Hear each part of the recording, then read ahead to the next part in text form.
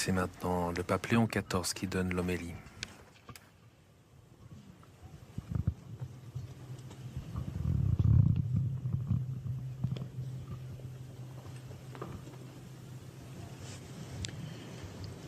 Dear brothers and sisters in Christ, Chers frères et sœurs dans le Christ, comme pèlerin de paix et d'unité, je viens parmi vous et je vous fais part de la joie que j'éprouve à me trouver ici pour visiter votre pays et surtout pour partager votre cheminement, vos peines et vos espoirs. Les manifestations festives qui accompagnent vos liturgies et la joie qui jaillit de la prière que vous élevez vers Dieu sont le signe de votre abandon confiant en lui, de votre espérance inébranlable, de votre attachement par toutes vos forces à l'amour du Père qui se fait proche et regarde avec compassion les souffrances de ses enfants. Dans le psaume que nous avons prié ensemble, cette confiance en lui que nous sommes appelés à renouveler aujourd'hui est chantée. Le Seigneur est proche du cœur brisé, il sauve l'esprit abattu. Frères et sœurs, les raisons et les situations de vie qui nous brisent le cœur et nous plongent dans la détresse sont nombreuses.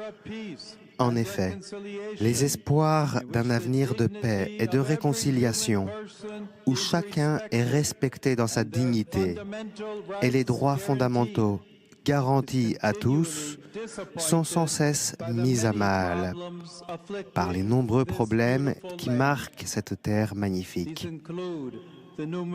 Cela inclut les multiples formes de pauvreté qui touchent encore actuellement un si grand nombre de personnes dans le contexte d'une crise alimentaire en cours. La corruption morale, sociale et politique, liée surtout à la gestion des richesses, qui empêche le développement des institutions et des structures.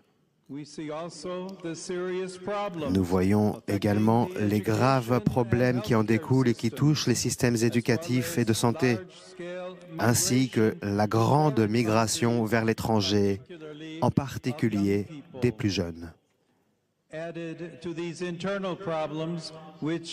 Et s'ajoute à ces problèmes internes, qui sont souvent alimentés par la haine et la violence, le mal causé de l'extérieur, par ceux qui, au nom du profit, continuent de s'emparer du continent africain pour l'exploiter et le piller.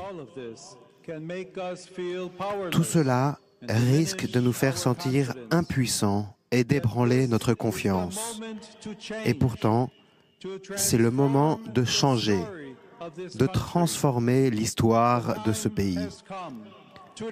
Le moment est venu, aujourd'hui et non demain. Maintenant, non pas dans le futur. Le moment est venu de recomposer la mosaïque de l'unité en réunissant les diversités et les richesses du pays et du continent. De cette manière, il sera possible de bâtir une société où règne la paix et la réconciliation.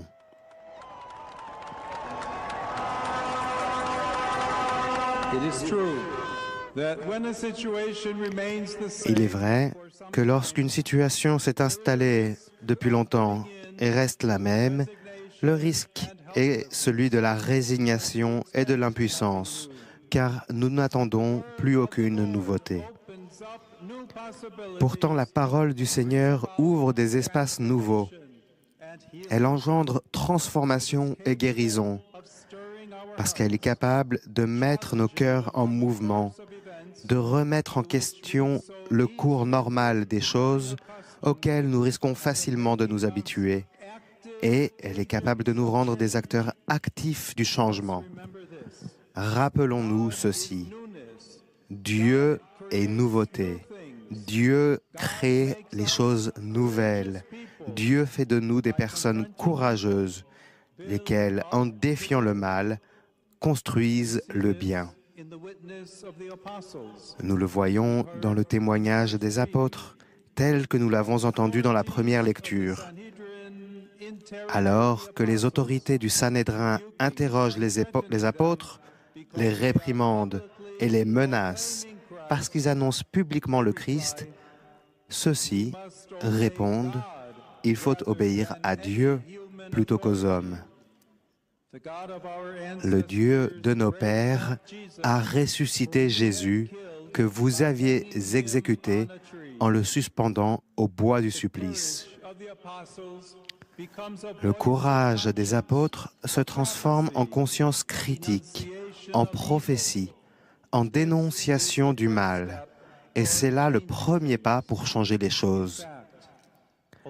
En effet, obéir à Dieu n'est pas un acte de soumission qui nous opprime ou qui nous déprive de notre liberté. Au contraire, l'obéissance à Dieu nous rend libres, car elle signifie lui confier notre vie et permettre à sa parole d'inspirer notre façon de penser et d'agir.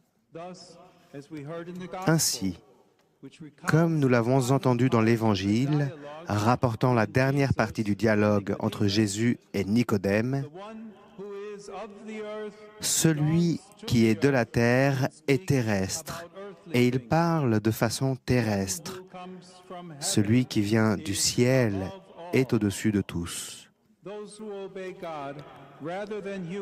Celui qui obéit à Dieu avant d'obéir aux hommes ou à la pensée humaine terrestre retrouve sa liberté intérieure. Il parvient à découvrir la valeur du bien et à ne pas se résigner au mal. Il redécouvre le chemin de la vie et devient artisan de paix et de fraternité. Frères et sœurs, la consolation des cœurs brisés et l'espoir d'un changement de société sont possibles si nous nous en remettons à Dieu et à sa parole. Nous devons cependant toujours garder dans notre cœur l'appel de l'apôtre Pierre et le remémorer. Obéir à Dieu et non aux hommes.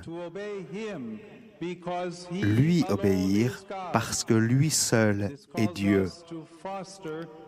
Cela nous invite à promouvoir l'inculturation de l'Évangile, à veiller attentivement, y compris sur notre propre religiosité, afin de ne pas tomber dans le piège de suivre ces courants qui mélangent la foi catholique avec d'autres croyances et traditions de type ésotérique ou gnostique, qui, en réalité, ont souvent des finalités politiques et économiques. Dieu seul libère. Seule sa parole ouvre des chemins de liberté. Seul son esprit fait de nous des personnes nouvelles, capables de changer ce pays. Je vous accompagne par ma prière constante et je bénis en particulier l'Église ici présente. De si nombreux prêtres, missionnaires, religieux et laïcs qui œuvrent pour être source de consolation et d'espérance. Je vous encourage à poursuivre sur cette voie et je vous confie à l'intercession de la très sainte Vierge Marie, Reine des apôtres et Mère de l'Église.